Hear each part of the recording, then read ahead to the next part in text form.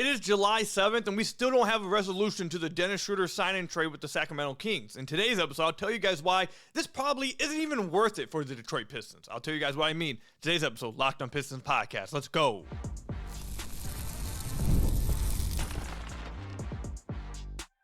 You are Locked on Pistons, your daily Detroit Pistons podcast. Part of the Locked on Podcast Network, your team every day. What's the deal? Welcome back to another episode of the Locked on Pistons podcast. Per usual, I am your host, Ku Khahil. I've been covering the Detroit Pistons for the last 4 years with the Locked on Network. I've been a credentialed media member over the last 3 years. I appreciate all of your guys' support, the everydayers who make this your first listen of every single day. I love all of you guys. Appreciate all of you. Make sure you hit that subscribe button to the YouTube channel. Leave us a 5-star review on whatever podcast platform you're listening to this on. That's another great way to support the podcast. And today's episode is brought to you by FanDuel. Right now, new customers can get $150 in bonus bets when your first $5 bet wins. In today's episode, we'll be discussing whether Duncan Robinson should start this season for the Detroit Pistons, and then later on we'll discuss whether the Pistons should have interest in Bradley Beal, who looks to be securing a buyout with the Phoenix Suns. Should the Pistons have any interest in going after the former star veteran? We'll talk about that later as well. But before we get started and start talking about this Dennis Schröder sign-in trade, which still hasn't been resolved, I want to let you guys know, make sure you guys head over to the Substack. I'll link it down below. Subscribe over there. Make sure you guys check out the playback. Subscribe over there. And also, over the summer, we will be live streaming a bunch of video games, playing college football, playing 2K, doing all kinds of fun stuff. So if you guys want to join me and just have some fun over there, play some games, and discuss Pistons basketball, whatever, I'll link the Twitch channel down below for you guys as well. But like I said earlier, July 7th, and we still don't have a resolution to the Dennis Schröder trade. I've had a ton of people asking me what is going on. Is it happening? Is it not? What, just everyone's confused. So again, I feel like the third straight episode, I'm gonna have to do my best to describe exactly where we're at and make sure I don't leave out any details here.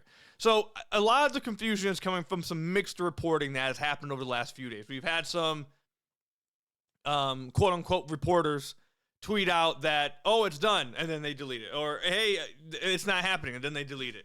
And, it's been confusing a lot of people. So based on what I understand, and I talked to somebody 2 days ago.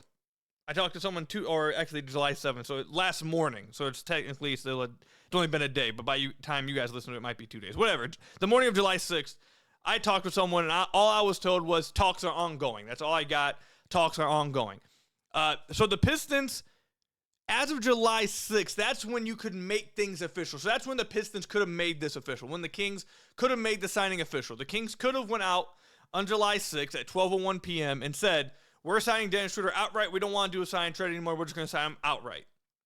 And they didn't do that, which is the deadline that we talked about. I guess not technically a deadline, but that's the time we talked about over the last few days, that if something were to happen, you probably would like to see it happen before July 6th, because once 12:01 hits, the Kings could just say, we're just going to sign him outright. They haven't done that, which should let you know that the Kings and the Pistons seem to be exploring all opportunities or all options possible here. There's no real rush, I would say, on the Pistons side, I don't think, to make sure the sign and trade happens as quick as possible. The Pistons seem to, and we'll talk about this probably a little later, seem to have basically done their offseason. Like, there doesn't seem to be much else coming for them. So they don't have any real rush to get this thing done. And according to reports, the Kings are at the very top of Jonathan Kuminga's interest list, and they very much want him. And in order to get him, from my understanding is, if they were to get Jonathan Kuminga from the Golden State Warriors, it will have to be a sign and trade, and they will have to offload Malik Monk somewhere. And that's where the 3-team deal that we talked about a few days ago comes in with the Pistons. Now, it sounds like Jonathan Kuminga will spend the next week and a half meeting with teams during Summer League. So we could be waiting for a while. We could be waiting for a while with this resolution. Maybe the Kings move on from Kuminga and say, screw it, let's just get Schroder signing done. We're not getting Kuminga. Maybe Kuminga ends up going somewhere else, and then the Kings like, whatever, we'll just sign and trade Schroder and get this thing over with. What the Pistons and Pistons fans really are waiting on are the Kings and whatever third team they want to get involved. The only reason why that a third team may get involved is on two different reasons. One, for the Kings to get Jonathan Kuminga, and then the Pistons help them by getting Malik Monk. Or if the Pistons want to get a third team involved to take on, they can take on a different player for the salary that they're sending out with Dennis Schröder, which I think is probably unlikely at this point. I don't think that's what's going on. If I had to guess what's going on, the Pistons are just sitting back waiting for the Kings to figure out what they want to do and if they can pull off Jonathan Kuminga. That's what I think is probably going on right now, and the Pistons don't feel like they're in any rush. So that's where we're at right now. This is the part I want. I don't know if this is even worth it, to be honest. This is the part I really want to talk about. This whole ordeal, this whole, waiting on Schroder and the sign and trade, all this stuff, I don't think this is even worth it for the Detroit Pistons. At the end of the day, I think it's very likely that all of this is just some off-season, boring, you got nothing else to talk about, so we're talking about this. Because a very likely scenario is the Pistons take back a $14 million trade exception, which you say that immediately, and you think to yourself, okay, well that's not nothing. That's you can use a trade exception, except teams don't really use the trade exception, especially the Pistons. The Pistons, and this is courtesy of historian of history himself, Keith Black-Trudeau. We've had him on the podcast. You guys know he knows everything. The Pistons have created 17 trade exceptions in the last 10 years. They've only used 2. Last 10 years, they've created 17. They've only used 2. And it's not just the Pistons. These things don't ever really get used. The Raptors created 16. They only used 3. The Bucks created 17. They only used 2. The Sixers created 17. They only used 2. The Warriors created 21. They only used 1. The best you can find is the Celtics, who created 24, and they've only used 6. So these trade exceptions, while they're cool in their face, and you can do all kinds of fun fake trades, and you can go on Fanspo, you can go on Spot Track, and you can have some fun with it and see what you can do, they really don't ever get used. And if you want to talk about trade exceptions that would be at least the amount that the Pistons are going to get, which is around $14 million, there's been 7 trade exceptions created with that much value. Only 1 has ever been used. So it's not like the Pistons are taking back this trade exception with the idea of, okay, now we can go get this guy. My takeaway and my assumption is going to be that if they don't get this 3-team deal done, or if the Kings don't end up getting Kuminga and they offload Milk to the Pistons. Also, another question we've gotten, I will answer here. Another question we've gotten is, why don't the Pistons just take Malik Monk back? I don't think they really want Malik Monk. I think that's the reason. That's the best answer I can give you guys. If they can help facilitate a trade with the Kings, maybe they get a second-round pick in return. Sounds like maybe they would be down to do that. But if they're just taking back Malik Monk, it doesn't sound like they're really that interested in Malik Monk. It doesn't sound like they really want him, to be honest. If they really wanted him, they could have got him for a sign trade with the Kings. So I'm assuming they just don't really want him. But back to my original point, it's not like the Pistons are acquiring this trade exception, if they do, because they have an idea of who else they want to go after. I'm going to assume that the real reason why they want that trade exception, if they don't get a player back, is 1, so they can say they just didn't get anything or nothing for him, and 2, you save money. You don't have to pay somebody. Like, you save money by taking on a trade exception, and I think that probably will be the most likely scenario. You have a $14 million trade exception sitting there that you don't have to pay for. You're saving money by doing this. So that's my assumption for why they would even be doing this. And at the end of the day, I would say that's basically nothing for Pistons fans, to be honest. There's nothing really to be concerned about. Now, I think there's a very likely scenario that in a week from now, all of this was really for nothing and comes about nothing for the Pistons at the end of the day. If they get a trade exception, I would be shocked if they actually ended up using it. It looks like, to me, the Pistons seem pretty confident with how their offseasons went, and it seems like they're pretty, at ease at where it stands. So I think they're probably closer to done than people think or want to think, and if they acquire a trade exception, I don't know if that's really changing anything anyways. So that's where we're at right now. Let me know what you guys think, how you guys feel about this whole sign and trade with Schroder. How is it going? What you guys want to happen? Would you guys want Malik Monk back? Are you guys interested in trade exception? Do you guys even care at this point? Let me know. Comment section down below or over on Twitter at Ku Khahil. Coming up, should Duncan Robinson start for the Detroit Pistons? They do need some shooting. I'll tell you guys why. It's a possibility coming up. Summer sports are in full swing, and whether you're all about baseball under the lights, golf on the green, or high-stakes soccer action, FanDuel is the best way to make every game even more exciting. You're already following the action, why not make it a little more thrilling? With FanDuel, you can get in on the game while your friends are getting sunburned at the beach. I've been using FanDuel to track my favorite matchups, and the app keeps it fresh with new daily promotions and fun ways to bet. It's an easy way to use, fast to pay out. It makes even regular season games feel like must-watch events. Whether I'm placing a same-game parlay or watching a bet ride into the 9th inning, FanDuel makes it feel like I'm part of the action. New to FanDuel, new customers can bet just $5 and get $150 in bonus bets if your first bet wins. Again, if you've never tried FanDuel, just place $5. If it hits, you get $150 in bonus bets. Open the FanDuel app today or visit FanDuel.com to get started today. Again, $150 in bonus bets if your first $5 bet hits with FanDuel. So I want to thank you guys again for making Locked On Pistons your first listen of every single day. We are free and available on all your podcast platforms. If you haven't already, head to the YouTube channel at Locked On Pistons. Hit that subscribe button or leave us a 5-star review on whatever podcast platform you're listening to this on. That's another great way to support the podcast. Make sure you guys head over to the Substack, subscribe over there. We haven't had a new article in the last week or so. We're at the dog days of the offseason. Let me know if there's any content or anything specifically you guys want me to write about, break down, any film you want me to break down. We'll do all of that throughout the season. So if there's anything you guys have, or throughout the offseason, I should say, if there's anything you guys want me to go into that we haven't broken down, film-wise, deep dive, whatever, let me know in the comment section down below. You guys can subscribe to the Playback as well down below. And also, if you guys want to tune in and watch me play some video games, talk about some Pistons, NBA, wherever it is, I'll link the Twitch channel down below for you guys as well. But Duncan Robinson was acquired this offseason by the Detroit Pistons in a sign-and trade with Simone Fontecchio. He is going to be signed to a 3-year contract, which is really just a 1-year contract. Only the first year is guaranteed. The second year is partially guaranteed. And the third year is non-guaranteed. Which, again, I know we've talked about this before on the podcast, but going back to the first segment, that's part of the reason why the Pistons, or I would say probably the biggest reason why they haven't just taken Malik Monk back in general, because he has a 3-year contract. And it seems like, according to everything we've seen from Trajan, is that he only wants to sign 2-year contracts, and he wants 2 years from now to be completely open. He doesn't want any kind of long-term money on these books. He signed Tobias to a 2-year deal. He signed Malik to a 1-year deal. And it was rumored that Malik Beasley was going to be signed to a 3-year deal that had a team option on a 3rd year. So basically would be a 2-year deal. He signed, or THA didn't return. He signed, like I said, Duncan Robinson basically to a 1-year, 2-year deal. Karis LeVert has been signed to a 2-year deal.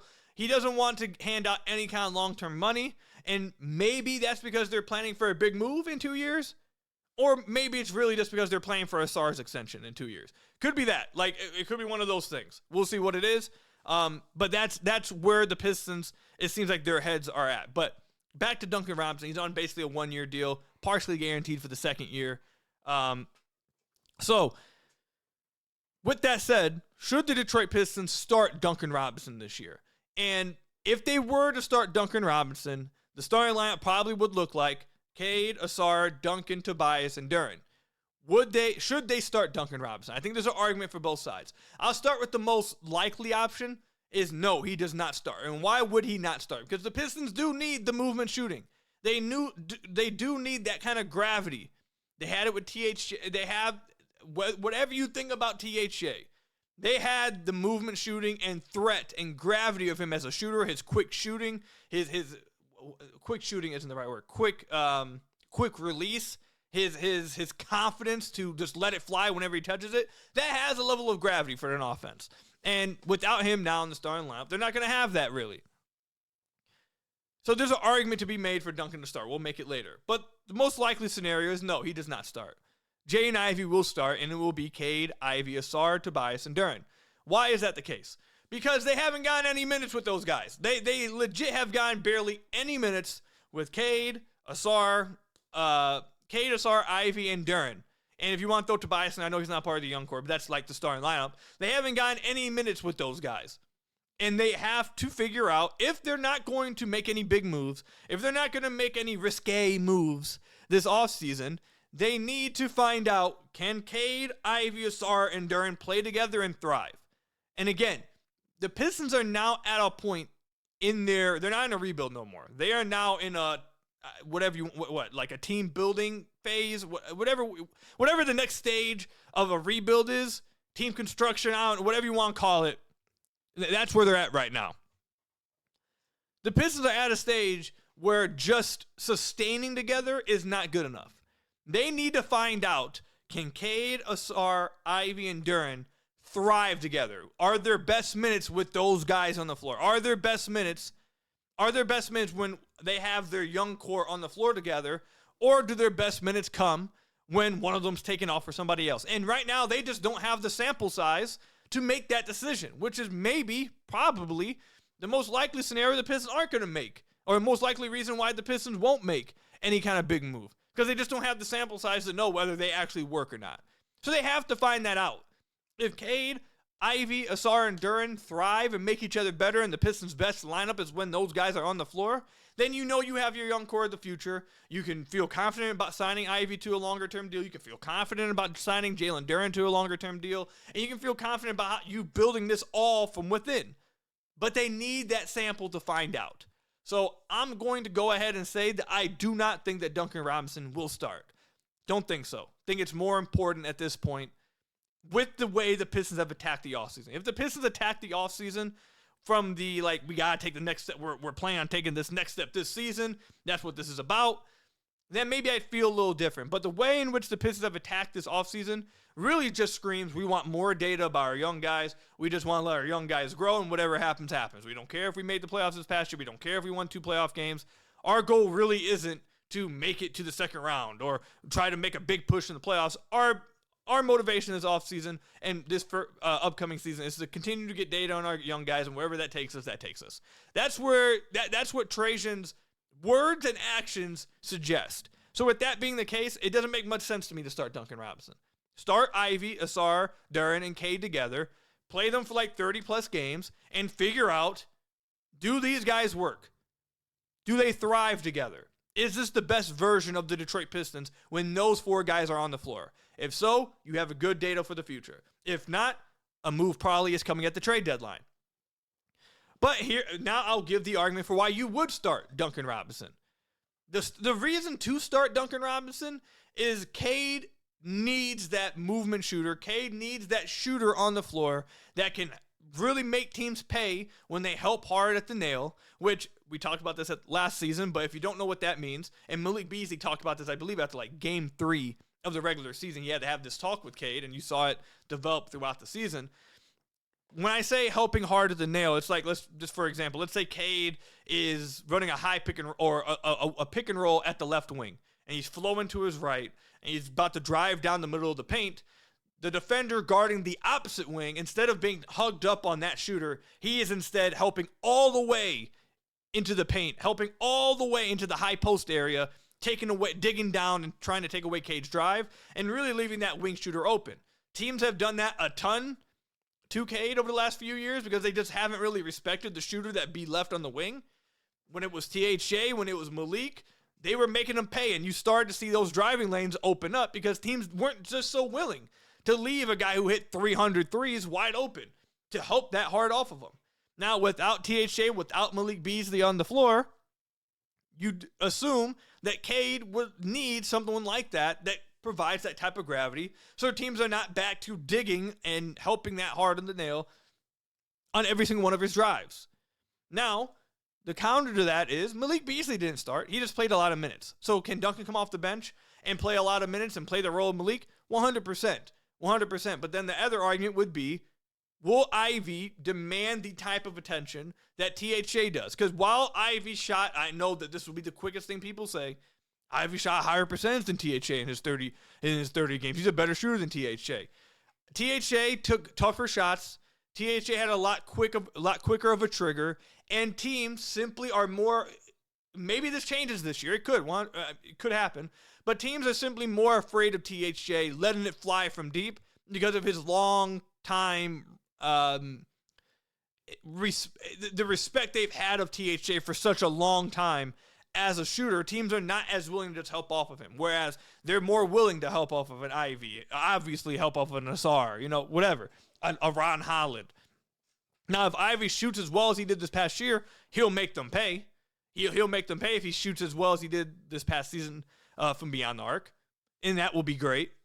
But still, will the Pistons be able to run the same kind of movement actions that they were running? Would they still be able to run these flare actions where these guard-on-guard flare actions, which is, you saw it a lot this past year, where Cade would run a pick and roll or really a ball screen with Malik Beasley or a THJ, and instead of them actually sitting there and taking the screen, they would come up to set the screen, fake it, go screen, and flare out to the opposite side of the wing, and that defender would then have to pick between two options. Either I'm leaving immediately, go take that three-point shooter, and now Cade has a head of steam going to the basket with an advantage, or I try to tag on Cade a little bit before I get back to the shooter, and now that gives Cade just enough time to get the shot to THJ, or the pass to THJ or Malik Beasley. They ran those actions a ton. Do they run it with Ivy? Maybe so. Maybe they do. But running it with Duncan Robinson will be extremely effective, I think. It would be extremely effective. At the end of the day, though, starting Duncan Robinson, you can make an argument would be better to win right now, and maybe better to what's the right word here? To elevate the floor of Cade immediately, because Cade does operate the best when he has optimal spacing on the floor, and a guy like Duncan Robinson on the floor. So you can make an argument that, yeah, if you start Duncan Robinson in the starting lineup, that's a move to win right now and to elevate Cade immediately. But is that really the point of view, or the main objective of the Pistons right now? One. Two, you have to see if maybe Ivy can do that. You have to see it. And three, you have to see if these guys fit together and can play together. And all of that supersedes whatever the argument for a win-now starter move with Duncan in the starting lineup. And if Ivy can, replicate the movement shooting of THJ, maybe Ivy comes in and he's able to run these down screens, come off pin downs and hit threes, run around some screens and hit threes off of those, run these flare actions and hit threes off of those. Maybe he's developed all that and he's able to do it. And now there's no need to even talk about getting some shooters into the lineup. And also, like I mentioned earlier, Malik didn't start, and they still found a way to get him a ton of minutes with Cade. I'm sure JB will do the same thing with Duncan. They will find a way, even though he won't start, they will find a way to get him a ton of minutes with Cade, which will be incredibly smart, and they definitely should do, and I believe they will do. So, no, I don't think Duncan's going to start. Don't think he should start, but they will find a way to get him a ton of minutes with Cade, because it just makes sense to do so. So, let me know, comment section down below, or over on Twitter, @Ku Khahil. Should the Pistons consider starting Duncan Robinson next to Cade? Let me know, comment section down below, or over on Twitter, @Ku Khahil. Coming up, should the Detroit Pistons be interested in acquiring Bradley Beal? He was a lot better this past season than a lot of you guys think, and if it's for a cheaper option, don't think it's the worst idea. We'll talk about it coming up.